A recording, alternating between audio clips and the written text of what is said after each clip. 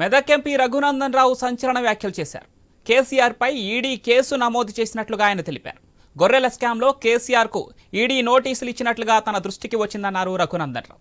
కేసీఆర్, హరీష్ రావు, వెంకట్రామరెడ్డిలకు ముందు ముసల్లా పండగని విమర్శించారు రఘునందన్. అయితే ఇప్పటికే ఛత్తీస్గఢ్ విద్యుత్ కొనుగోలు వ్యవహారంలో కేసీఆర్కు నోటీసులు ఇచ్చారు అధికారులు.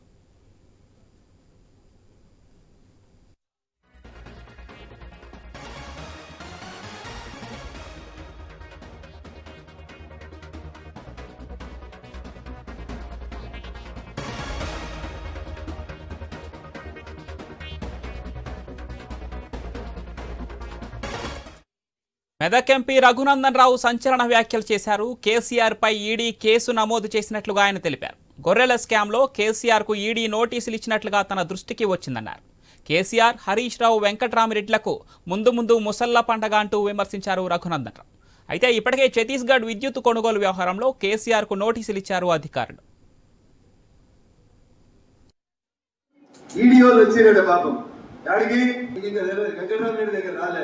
అది చిన్నది పక్షి. మాజీ ముఖ్యమంత్రి చంద్రశేఖర్ రావు గారి మీద ఈడీ ఇప్పుడే కొద్దిసేపటి క్రితం కేసు నమోదు చేసింది. ఏం చెప్తారు?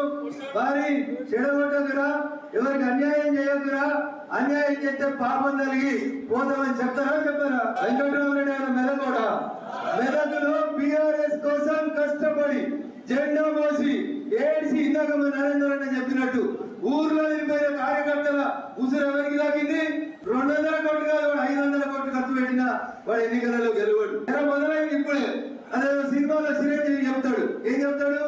In front there is crocodile festival. Venkataramareddy గారికి ఉంటుంది క్రొకడైల్ ఫెస్టివల్, ఎవరు హరీష్ గారికి ఉంటుంది,